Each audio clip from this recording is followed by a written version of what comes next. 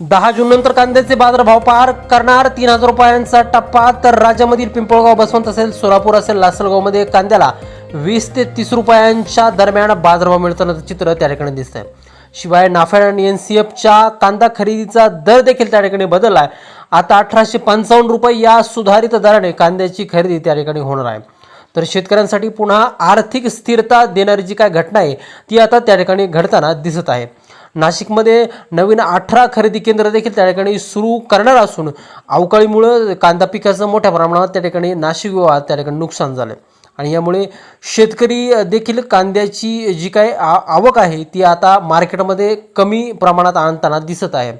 एकंदरीतच निर्यातीची परिस्थिती, याशिवाय देशांतर्गत कांद्याचं जे उन्हाळा कांद्याचं उत्पादन आहे ते नेमकं कसं असणार आहे, शिवाय कांद्याचे दर जून महिन्यामध्ये खरंच 3,000 रुपये होणार का, याविषयीची सविस्तर चर्चा व्हिडिओच्या माध्यमातून जाणून घेणार आहोत। त्यामुळे व्हिडिओ अगदी शेवटपर्यंत काळजीपूर्वक पहा। चॅनलवरती जर नवीन असेल चॅनलला सबस्क्राईब देखील करा। शेतकरी बंधूंनो, आपण जर का पाहिलं तर कांद्याचे बाजारभाव ही कांद्याची मागणी, कांद्याचं उत्पादन, याशिवाय कांद्याचा जो पुरवठा आहे आणि सगळ्यात महत्त्वाचं म्हणजे कांद्याची जी निर्यात आहे त्यातून जे परकीय चलन भारतामध्ये येतं, या सगळ्याच गोष्टींवरती कांद्याचे दर हे अवलंबून असतात।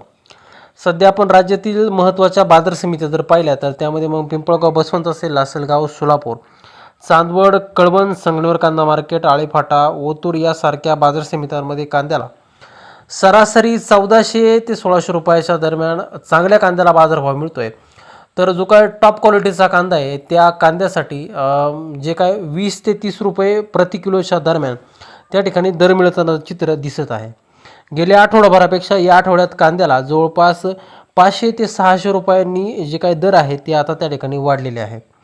याशिवाय आपण जर का दुसरी गोष्ट पाहिली तर ते नाफेड आणि एनसीएफ मधून जो काय 2 लाख मेट्रिक टन कांदा आता खरेदी होणार आहे, या कांदा खरेदीसाठी जी काय किंमत ठरवली गेली होती ती आता पुन्हा एकदा तिसऱ्यांदा ती वाढवण्यात आलेली आहे।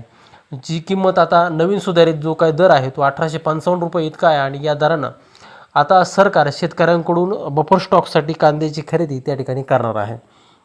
एकंदरीतच या खरेदीमुळे कांद्याच्या स्थानिक दराला आणि बाजार समित्यांमधील दराला देखील त्या ठिकाणी मोठ्या प्रमाणात आधार त्या ठिकाणी मिळू शकतो, असं एकंदरीतच बाजारभाव अभ्यासकांचं म्हणणं आहे।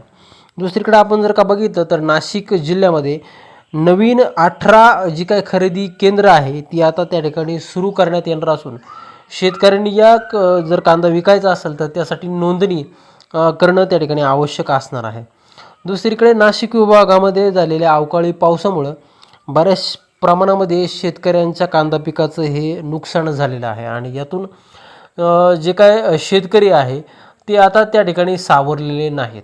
दुसरीकडे जर आपण बघितलं तर हा जो काय नुकसान झालेला कांदा आहे या कांद्याला कमी प्रमाणामध्ये त्या ठिकाणी दर मिळताना दिसतोय, कारण की हा जो काय कांदा आहे हा भिजलेल्या अवस्थेमध्ये सध्या शेतकरी मार्केटमध्ये आणताना दिसतोय आणि याचमुळं चांगल्या कांद्याची जी काय आवक आहे ती देखील त्या ठिकाणी मार्केटमध्ये कमी झालेली आहे आणि शेतकऱ्यानं कांद्याला दर नसल्यामुळे बऱ्याचशा प्रमाणात कांदा देखील त्या ठिकाणी साठवला आहे। दुसरीकडे निर्यातीची परिस्थिती जर आपण पाहिली तर बाहेर देशांमध्ये कांद्याला मागणी आहे, परंतु जी काही निर्यात आहे ती सध्या त्या ठिकाणी करायला परवडत नाही आणि आखाती देशांमध्ये सुद्धा जी काही युद्धजन्य परिस्थिती आहे त्यामुळं तेथील जे काय पूर्ण जी काय वाहतूक आहे ती आता विस्कळीत झाली आणि याचा थेट फटका हा कांद्याच्या दराला सध्या बसताना दिसत आहे। त्यामुळे शेतकरी मित्रांनो, तुमचा जर का कांदा असेल आणि तो जर तुम्ही मार्केटमध्ये जर आणणार जर असाल तर रोजचे बाजारभाव पाहून कांदा विक्रीचा निर्णय घेणं हे तुम्हाला फायद्याचं ठरू शकतं।